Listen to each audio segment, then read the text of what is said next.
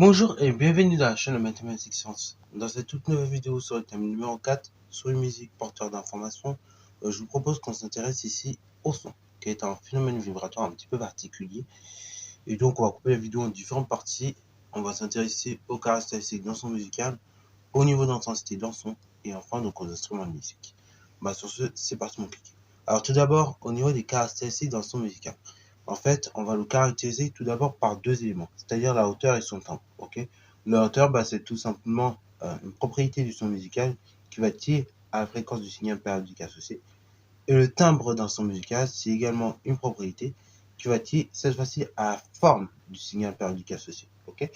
Donc le timbre, c'est vraiment la forme, tandis que tout simplement, la hauteur, ce sera lié à la fréquence. Ces deux propriétés donc dépendent de l'instrument également qui a émis le son. Si le signal périodique associé à un son musical est un signal donc dépendant du temps, donc de façon sinusoïdale, on va considérer que le son est pur. Par exemple ici, c'est-à-dire que concrètement, un signal pur, c'est un signal où on va avoir seulement un motif simple, graphiquement. Tandis que tout simplement, dans d'autres cas, le son, dans ce cas-là, on va pouvoir voir que son spectre est composé. C'est-à-dire que tout simplement, vous allez pouvoir voir la chose suivante. Au niveau du spectre, le signal de la fréquence F associé à ce son musical va se décomposer en une somme de signal de nature sinusoïdale, et de fréquences multiples, donc on va avoir comme ça plusieurs motifs en fait sur le graphique pour faire simple. Ainsi donc la fréquence F, est appelée donc fréquence fondamentale et les autres sont appelées des fréquences harmoniques. Pour un son périodique, la fréquence F, de façon générale, on va pouvoir la définir de la façon suivante. Donc la fréquence est en Hertz, je le rappelle, et donc ce sera l'inverse de la période. La période est en secondes. Donc la période T donc d'un signal, c'est tout simplement la durée mise par celui-ci afin d'effectuer un motif. Donc là c'est vraiment ce qu'on avait vu en secondes. Donc je vous montre comment on détermine graphiquement. Donc là vous prenez l'un des deux, vous prenez donc la distance entre les deux bosses les plus hautes ou les deux bosses les plus basses. Et ainsi, vous avez la période, tout simplement d'un point de vue graphique. Alors, un son également, on va pouvoir caractériser par un deuxième élément, c'est-à-dire donc tout simplement par son niveau d'intensité sonore. En effet, puisqu'un son musical, tout simplement, c'est vraiment l'intensité sonore qui va permettre de définir. Donc, on va le noter grand L, on va l'exprimer en décibels et on va le mesurer avec un sonomètre. L'intensité sonore, souvent, on va donner par la relation suivante. Donc, grand L est égal tout simplement 10 multiplié par log de I sur I0. Alors, on va expliquer un peu tout ça parce que c'est vrai que ça peut vous paraître compliqué et c'est normal d'ailleurs que ça vous soit compliqué. Je vous rassure, même en terminale, cette relation-là, on a un peu de mal à la maîtriser. Pour une simple et bonne raison, c'est que normalement, c'est une relation qu'on prend en terminale spécialité physique-chimie. Donc, pour ceux qui vont continuer en physique-chimie en spécialité, vous serez amené à l'utiliser. Et ça va intervenir deuxièmement une fonction de type logarithme népérien, enfin logarithme décimal plus précisément. Donc c'est un petit peu complexe, ces deux notions pas forcément très faciles. Bon, rassurez-vous, en général, ce genre de relation, on vous les donnera, mais je vous la donne quand même parce que des fois, on peut vous emmener à manipuler ce genre de relation. Donc ici, grand L, c'est le niveau d'intensité sonore dont il est exprimé en décibels. Ensuite, log, c'est rien de plus que la fonction logarithme décimale. Donc, vous trouverez très facilement la touche sur la calculatrice, donc la touche log. Et après, donc, on a dit multiplié par 10 fois log de I sur I0. Donc, I, c'est l'intensité sonore, donc elle est exprimée en watts par mètre carré.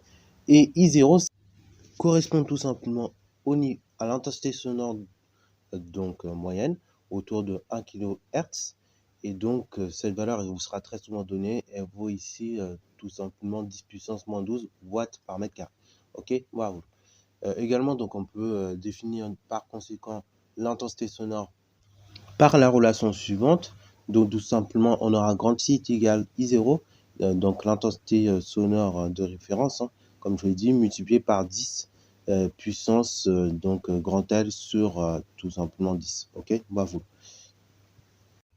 Donc voilà un petit schéma qui résume un petit peu les choses au niveau de l'intensité sonore et du niveau d'intensité sonore. Voilà, donc on peut voir un petit peu comment ces deux grandeurs évoluent l'une par rapport à l'autre. Et donc, ce qu'il faut bien retenir principalement de cette chose, ok, de cette partie de cours, c'est qu'en effet, le niveau d'intensité sonore, donc par rapport à l'intensité sonore, tout simplement, l'évolution entre ces deux grandeurs-là est dite logarithmique, ok? Première chose. Et deuxième chose aussi qu'il faut bien avoir en tête surtout, c'est les différents seuils en fait. Ça, c'est important que vous ayez ça en tête. Ça va d'ailleurs nous servir dans une prochaine vidéo. Donc, ce sera la toute dernière d'enseignement scientifique qui va pas arriver tout de suite parce qu'il y en a tout plein d'autres, mais tout de même. Donc, sur ce graphique-là, ok, sur ce schéma, on peut constater différentes choses. Tout simplement, première chose, à 60 décibels, donc on est sur un seuil de risque. Enfin, un seuil de fatigue, pardon. Donc, un seuil de fatigue, ça veut dire quoi? Ça veut dire que tout simplement, votre cerveau, par rapport, vu qu'il est exposé à ce son-là, il va se fatiguer. Donc, on est autour de 60 décibels. Donc, c'est à peu près une conversation normale, en fait. C'est le niveau d'une conversation normale. Donc, ça veut dire que toute une journée, si vous restez concentré en cours, c'est pour ça que vous êtes fatigué. Deuxième des choses également que nous pouvons constater, c'est également, donc, quand on passe la barre des 85 décibels, on passe sur un seuil de risque. Ce qui veut dire que, on a potentiellement, donc, les cellules que nous avons dans nos oreilles, qu'on va détailler un peu plus tard la composition, on risque de se casser. Et enfin, donc, au-delà de 120 décibels, donc, on est sur un seuil de danger extrême ou un seuil de danger. Et donc là, instantanément, notre audition se perd. Ok? Là, pareil, on réexpliquera dans le détail pourquoi dans une prochaine vidéo. Voilà, donc ça c'est le niveau d'intensité sonore très très important pour, encore une fois, caractériser un son. Mais un son donc qui va être pourra jouer avec des instruments de musique.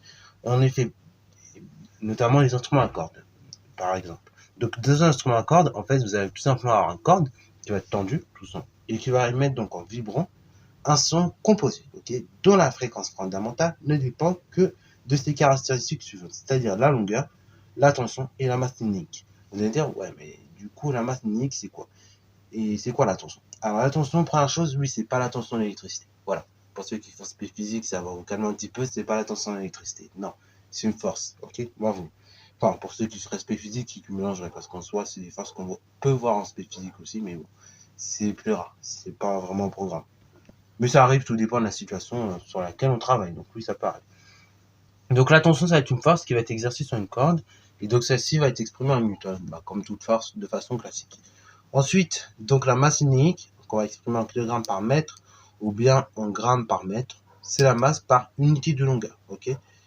Et ainsi donc, dans les instruments avant, un phénomène analogue va pouvoir se produire par vibration cette fois-ci de l'air dans un tuyau. Ok. C'est-à-dire que vraiment, juste en faisant vibrer donc de l'air dans le tuyau, on va pouvoir comme ça produire un son. Ok, bravo. Mais cette fois-ci, donc on n'aura pas de fil et donc pas de masse linéique. Ok, et on aura par contre production d'un son de type composé.